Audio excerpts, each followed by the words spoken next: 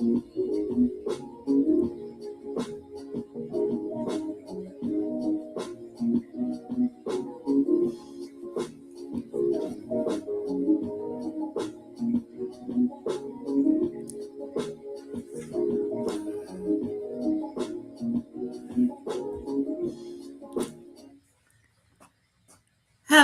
hello, hello, everyone. Happy Tuesday.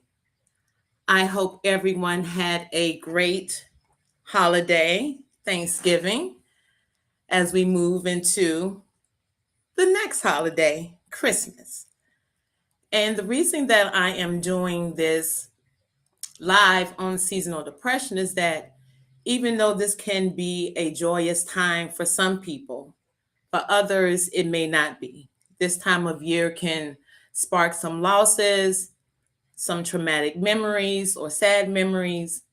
So I wanted to do this workshop on recognizing some signs on seasonal depression. Hi, I am Janice Brown. I am a licensed clinician in the state of Maryland and the state of Texas. So managing seasonal depression, you are not alone.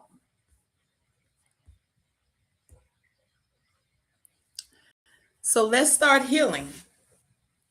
Fall and winter can be nostalgic for some people, whether it looks forward to the holidays or wearing a comfy sweater like I am, and I hope you are. But for some people, the change in weather and this time of year isn't fun. And that's the reason I want to do this workshop.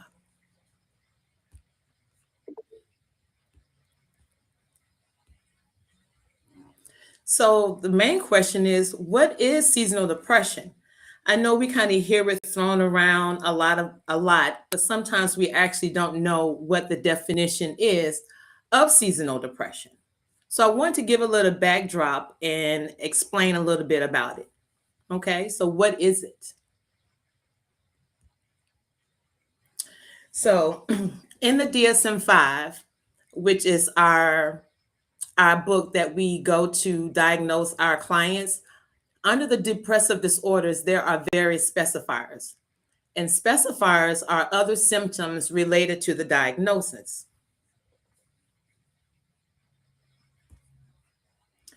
Here are some examples. With the anxious distress, feeling tense, restless, with melancholic features like a loss of pleasure in most things, with psychotic features, delusions, and hallucinations. And what we're talking about is the seasonal pattern. So this specifier is the onset and remission of symptoms that can happen around the same time each year, with most cases starting around fall, winter, where we are now, and stopping in the spring for at least a 2-year period. So what those that are in this live now, what you can do is actually put yourself on the clock. So we are in 2025. So this could be a good starting point to realize or to be a little bit more aware of how you are once we move into this time of year. So now you can kind of start putting yourself on the clock to see if you're like this over a period of 2 years or more.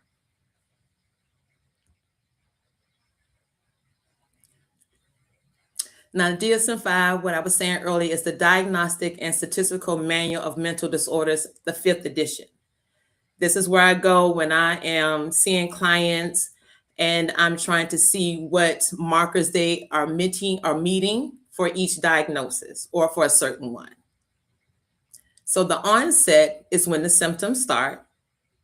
The remission is when the symptoms stops.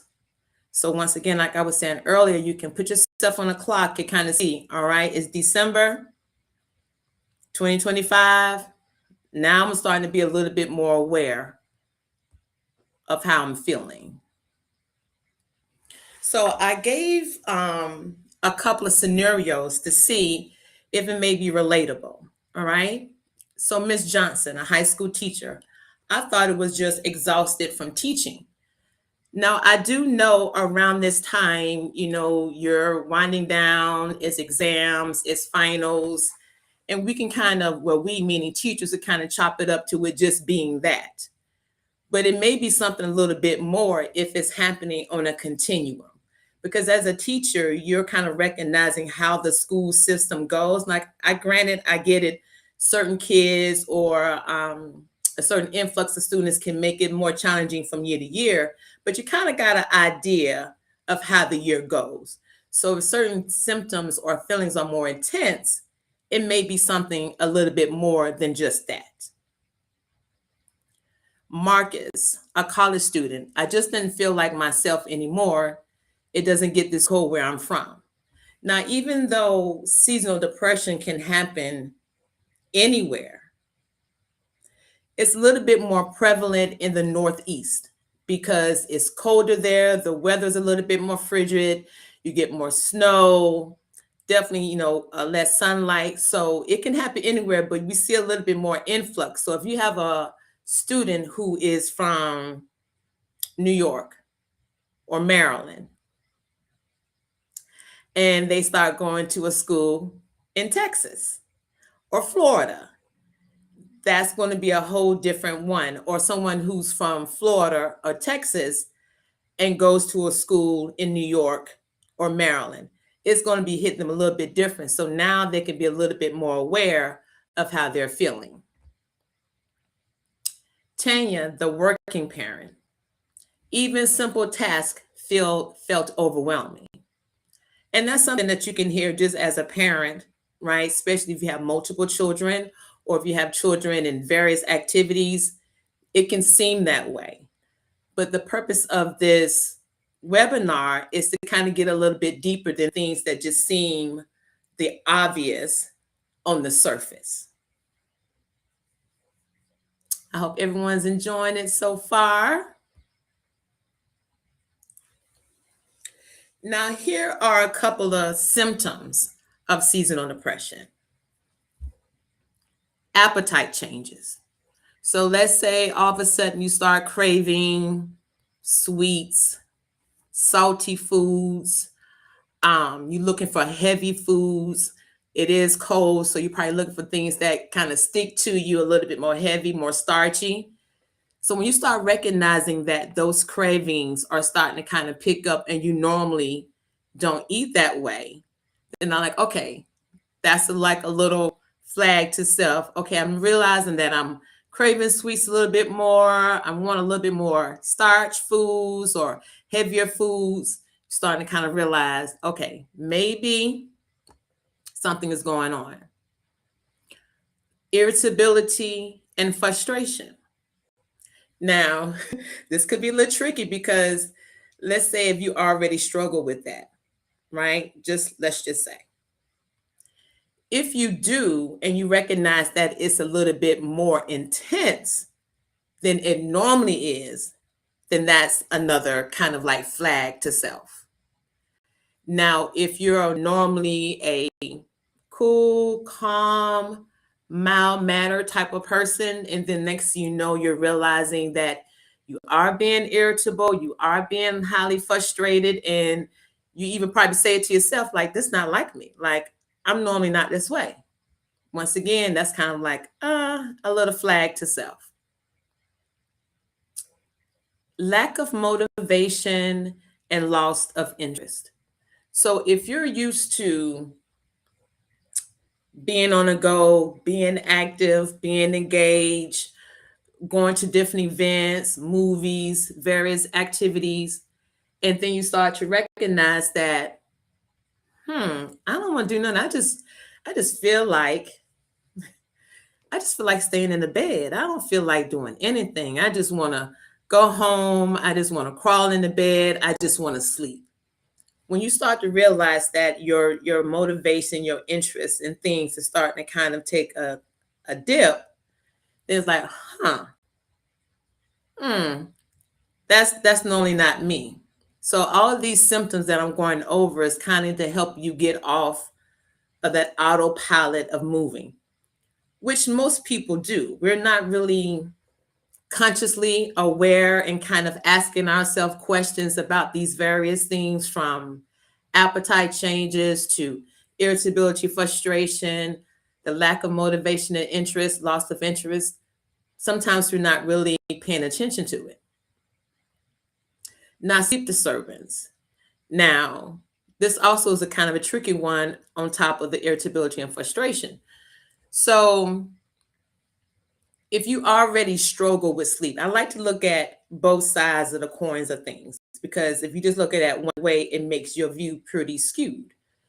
So if you already struggle with sleep disturbance, but you're finding it that it's even more irregular than normal, that's a flag, right? So it's looking at things that you may already struggle with and realizing that it's a little bit, the intensity level has increased, the frequency has increased.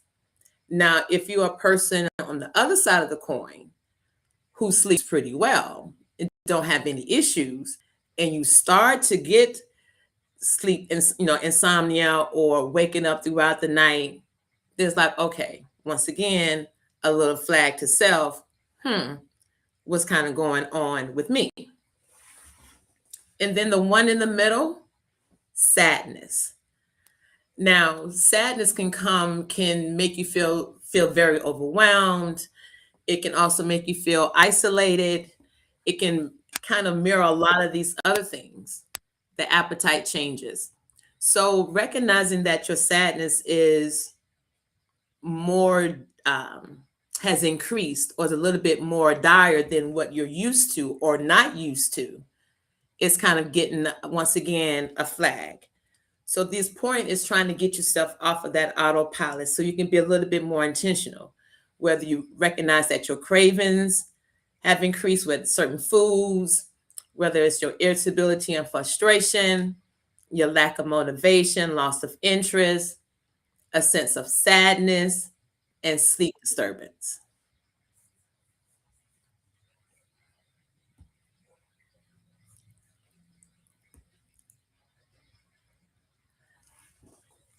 So the question is, what do you do? What's the next steps?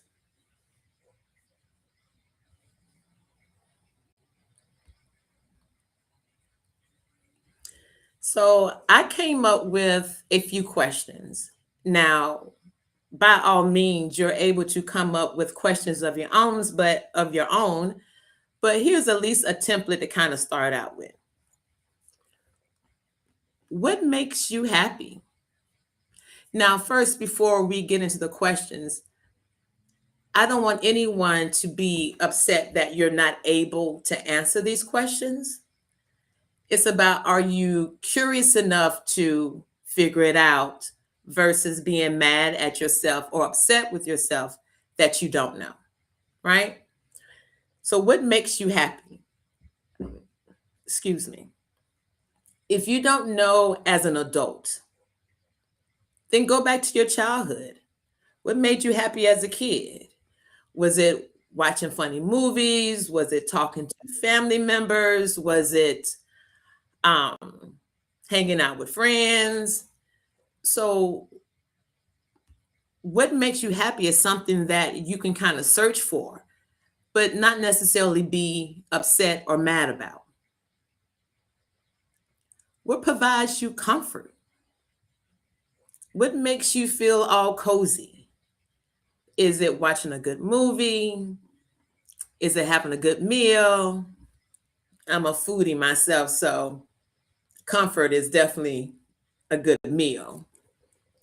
So, what makes you feel comfortable? What's your comfort? Once again, these questions are something to try to pique your interest in, not necessarily be upset that you don't know. Any hobbies or interests, whether it's learning a new language, whether it's learning how to knit, whether it's doing crossword puzzles. So, any hobbies or interests that you may have put down or kind of let go, this would be an opportunity to kind of pick it back up. Learning how to kind of self soothe, learning how to ride the wave. This is something that I work with my clients on, and sometimes can be a struggle. Learning how to ride the wave means you're not trying to solve, You're not trying to really answer these questions. It's more about writing it out. If you're feeling sad, then feel sad. But I will say to start out that put yourself on a time limit, because I wouldn't want you to ride the wave if you're in a downward spiral and you're riding it till 5 or 7 days. Like, I wouldn't want you to do that. This is a talent, or I say a trait to learn how to do. So in the beginning, I would say put yourself on a time limit, 72 hours, 48 hours, but learning how to wave, just kind of sit in what you're feeling and what could be bringing those feelings to the surface. Is there any trauma associated with this time of year? If you come from a big family, and depending on what your age is, each year we're adding on years, which means people that are older generations are doing the same thing. So the trauma could be the mere fact that we don't get together like we used to, because family members have passed away, or people start developing their own families, moving to different states and not able to get together like they used to.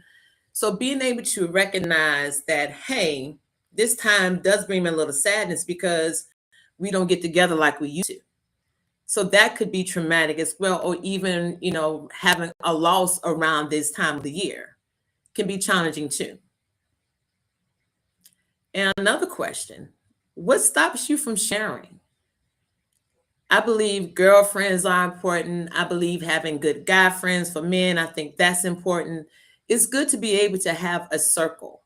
Now, that doesn't mean that you need to tell them everything. It's still, your right what to share.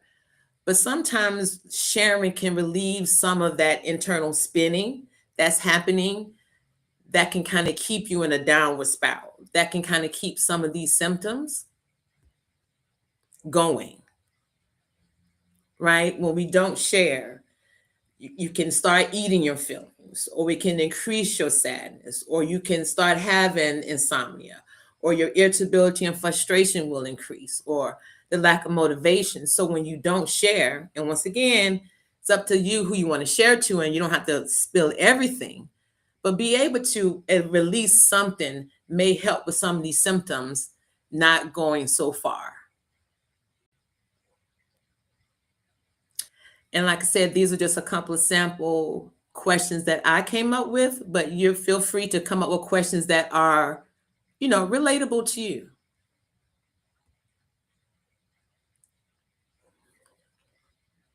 So here are a few coping tips and strategies. Physical activity. Nothing beats that. So whether it's taking up a class, dancing, Zumba, kickboxing, any type of like movement. What makes this coping strategy helpful is that for whatever time you're working out, you're not thinking about anything else. You're thinking about the workout, you're thinking about your reps, you're thinking about the movements, you're thinking about how it's making you feel. So, for however long that is, whether it's 30 minutes, 20 minutes, doesn't mean that you need to do it for an hour. You don't need to be doing it for an hour and 30 minutes. It's just getting to move. And then when you start recognizing how that movement makes you feel, that adrenaline kind of starts to kind of kick in. Next thing you know, you may start to continue it or increase your time. So outdoor exposure and sunlight. Now, I know we are in the winter, fall, winter time. So the outdoor and the limited sunlight can be an issue. However, you can utilize mornings. You could, on your lunch breaks, getting as much exposure to the sunlight that you're capable to get in, depending on how you work, right? But it's trying to maximize it as much as possible, because I do recognize that we're not getting as much sunlight, which hence can add to some of these other symptoms. But if you're able to maximize it as much as possible and trying to steal some of that sunlight, you'll be surprised how much you're able to, that would be helpful. And I think there are certain like lighting lamps that you can research and Google as well. My niece sent me one, but I forgot to add it. My apologies. Increasing your vitamin D and nutritional foods. So it kind of goes back to what I was saying earlier about the appetites and craving sweets and starchy foods and salty foods, anything that's going to make you feel comfortable. So this is going to be trying to work against that, right? So get nutritional foods, increasing your vitamin D. Because sometimes, even though we're eating for comfort or we're eating to try to hide how we feel or comfort how we feel, we don't really recognize how all of that heaviness sticks to us. And not necessarily just the food impact of it, but the emotion of what we're eating. So if you try to get a little bit more nutritional foods, and I'm not saying you just cut it out cold turkey, right? It's kind of ease into these changes, which means add a nutritional meal to your already meals that you're doing. If you're taking vitamins, take one for vitamin D. So it's in gradually adding these things into your system versus trying to put your foot on the gas and kind of just zooming out. That's how you can kind of crash out and you don't build up good habits. A regular sleep schedule. Excuse me.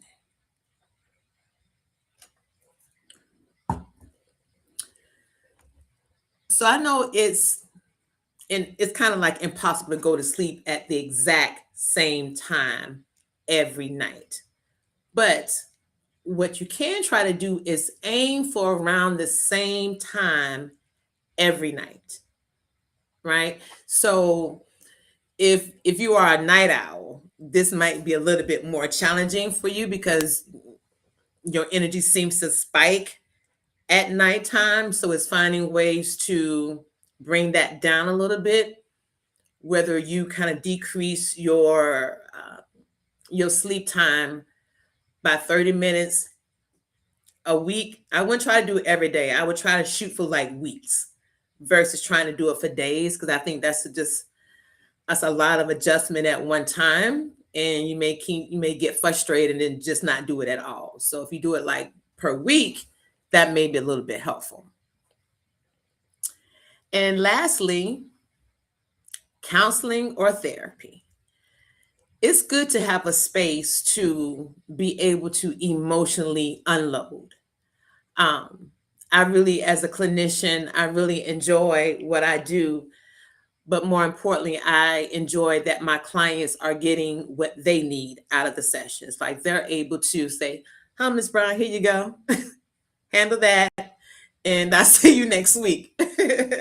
So to be able to give them that space to emotionally unload or process some things is very meaningful to them.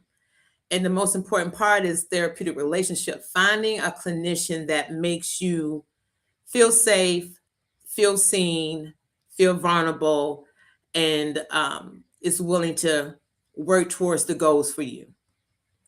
So, some of the coping tips and strategies are physical activity, outdoor exposure and sunlight, counseling or therapy, increase your vitamin D and nutritional foods, a regular sleep schedule.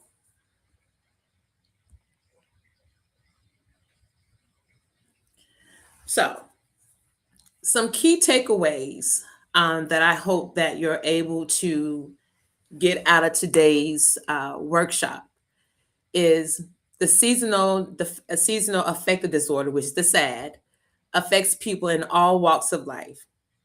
So one thing about mental health, it's an equal opportunity provider. It doesn't care who you are. It doesn't care about your age. It doesn't care about your race. It doesn't care about your ethnicity.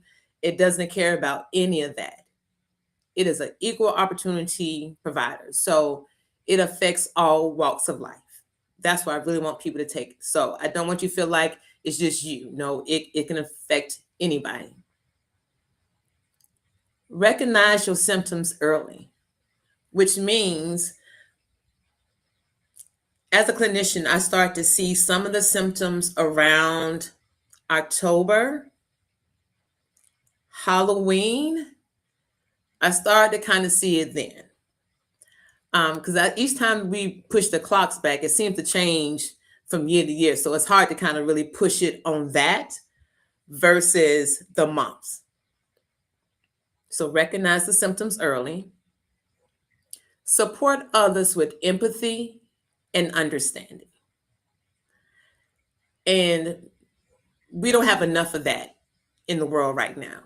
So being able to be empathetic and understanding, recognizes that one, it affects people differently. Two, a person is trying to learn how to deal with whatever their issues are. So we lead with empathy and understanding, you may actually learn something. And lastly, seek professional help and maintain daily routines. When you recognize that you are beyond what you are capable of doing, and there's nothing wrong with that at all. We all have our limits or need to at least recognize what our limits are and being okay to ask for help. That's not a sign of weakness. That doesn't mean that you're not a strong person. That doesn't mean that you're not capable. All it means is that you're having a difficult time dealing with this and whatever this is, right? And then trying to put in daily routines as much as possible. Now, nothing's perfect. Nothing's going to be 100% all the time. What you aim for, or what at least I try to work with my clients to, is aim to is more often than not.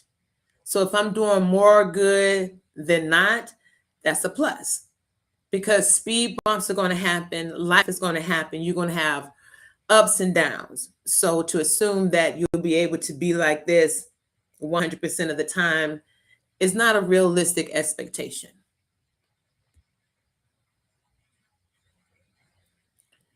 So I provided some resources and support. One, you have the National Institute of Mental Health, the NIMH. You can do the 988 Suicide and Crisis Lifeline. School or campus counseling services, if you are a student or working at a school. Employee Assistance Program, EAP. To be honest, when a person is like kind of on the fence of therapy, they want to try it, but they're a little bit hesitant about it, but recognize that they can actually use the services. EAP is actually one of the better ways to just get your introduction to therapy, to see if you're willing to do it, right? Because I know it's not easy being on that side of the camera. Being on that other side of the screen, on that other side of the desk. I know it's not easy, but I do know that it's worth it. So the Employee Assistance Program is definitely a great way to at least put your toe in if you want to start. And then lastly, your local mental health providers. Psychologytoday.com is basically the yellow pages for therapists.